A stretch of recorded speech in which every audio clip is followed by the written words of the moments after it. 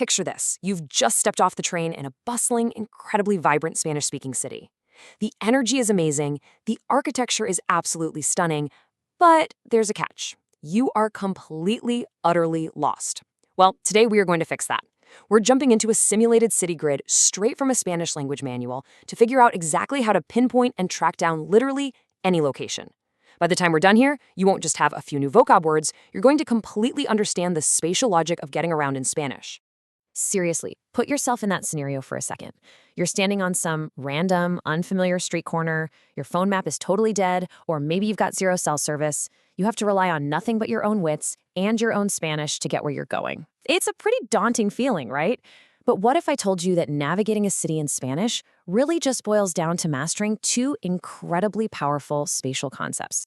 So here is our virtual playground for today. It's a standard city layout, and getting a feel for this is absolutely crucial because so many Latin American and Spanish cities are built on these rigid block systems, or cuadras. Think of it like a giant puzzle. You've got columns running up and down. Those are your avenues, or avenidas. We're looking at the 1st, 3rd, 5th, and 7th avenues here. And slicing right across them, you have the rows. Those are your streets, or calles. Calles 20, 22, 24, and 26. Every single destination we look for today lives somewhere on this specific grid. To beat it, we need our first golden phrase. Okay, what's really cool about this first phrase is just how hyper-specific it is. En la esquina de. That translates directly to at the corner of. In our grid world, an esquina is that exact point where an avenida and a calle literally crash into each other to form an intersection. When a building is sitting right on that crosshair, this is your go-to phrase. It is the ultimate anchor point when you're trying to find your way.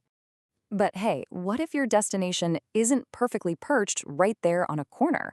Well, that's where our second essential phrase steps in, entre, which means between. You're going to use this when a spot sits directly in the middle of a block. It's located in that physical stretch of pavement that connects one cross street to the next. You can see the clear contrast here, right? En la esquina de is an absolute point. It's a big red X on the map. Entre, on the other hand, is a span. It's the line drawn right between 2 points. If you can just visualize the difference between these two concepts on our grid, you can find virtually anything. So let's actually put it to the test. All right, we have our first target, la iglesia, the church. We're going to follow a little dialogue from our source material, where a guy named Juan is helping his buddy Roberto find this exact church on the grid we were just looking at. Roberto is completely lost, and Juan is about to drop some serious navigational wisdom on him. Now, the crucial thing to listen for is exactly how Juan describes the spot. He says, La iglesia está en la avenida Tercera, entre las calles 24 y 26. Let's break that down piece by piece. The church is on 3rd Avenue between streets 24 and 26. Notice how he uses entre there? The church isn't on a corner at all. It's tucked securely into the block, bridging the 24th and 26th streets. But, knowing where it is isn't exactly the same as knowing how to get there. Let's actually walk through Juan's instructions on our grid. Step 1, he tells Roberto to walk to the corner, there's our phrase, la esquina, of 1st Avenue and calle 22. Step 2, turn right. Step 3, walk 1 block until he hits 3rd Avenue. Step 4, once he's at the corner of 3rd and 22, turn left, and just walk a block and a half. And boom, the church is right there on his left, perfectly situated entre 24 and 26. It is a flawless set of directions. But Juan adds this fantastic little detail at the very end. He basically tells Roberto to step on it because Mass starts in exactly 10 minutes. No pressure.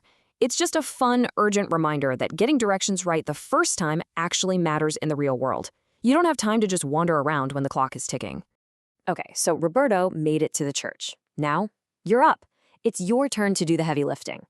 I'm going to give you a brand new target location from our map, and I want you to mentally formulate how you describe it using our golden phrases. Your new target? El mercado, the market. Take a look over at the 5th Avenue column. Now just trace your eyes straight down to the calle 22 row. Do you see where the market is sitting? It's not just floating out there in the middle of a block. It is planted squarely on the crosshairs of those two specific lines.